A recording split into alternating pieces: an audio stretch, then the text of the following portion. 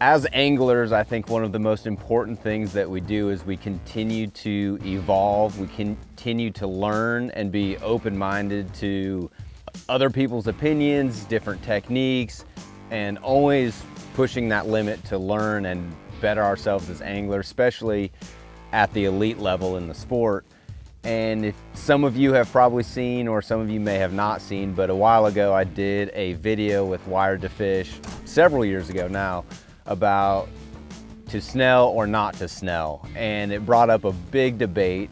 And at that time I was pretty opinionated on the fact that I didn't think you needed to snell. I couldn't understand the reasoning behind it.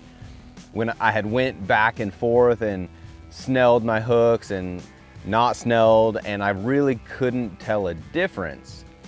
But I was not satisfied with even my own opinion or answer, and I kept asking around and got with a group of guys that I really valued their opinion, that fished a lot on the California Delta, spent a lot of time, you know, punching heavy mats and using big weights and things like that. And I really started to ask around and get other people's opinions on, you know, the reasoning behind snelling, and got down to kind of the basis of it, right? Before it was always everyone just saying, oh, you know, the hook pops up and it's better. And I never really believed that. And to come to find out, that's really not the case, but it does give you a better hookup.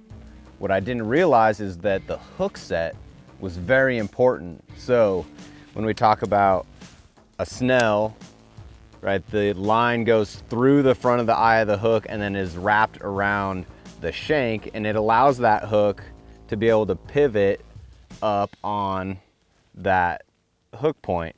The big thing with that is that there's no way for that line to be able to rotate. You always get a straight pull, a straight point of contact. But if you snap hook set, if you feel a bite and you drop that rod tip and then you try to slack line them, it really comes from the toes. You do not want to snell. Some people are, you know, bike riders, and some people are slack riders. I like to just drift it. Oh, and miss another one. The whole key is to put everything you got, even your rectum, into it. Because it's gonna blow their mouth out, right? You've got a lot of tungsten in front of that hook point, and that fish is gonna blow their mouth out and you're not gonna get them. What I was taught is that you just let the rod load and lean into them, and as it pulls, this weight is gonna clear that fish's mouth, and then it drives that hook point.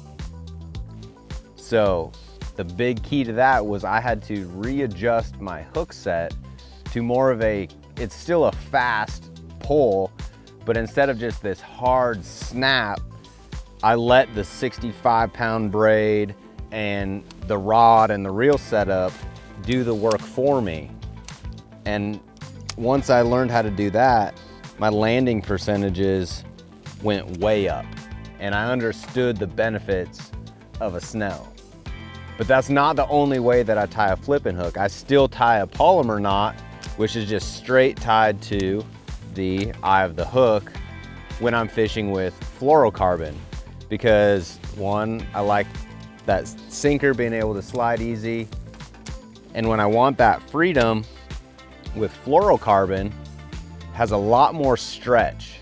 And a lot of times when I'm flipping the lighter weights, I'm throwing a lighter rod, and I do set the hook a lot harder with those fluorocarbon setups because I've got that stretch. I want to be able to drive that hook, and so it's allowing it to drive. You don't have that big weight in front and it's not blowing the fish's mouth out. So in conclusion, to snell or not to snell, you need to do both.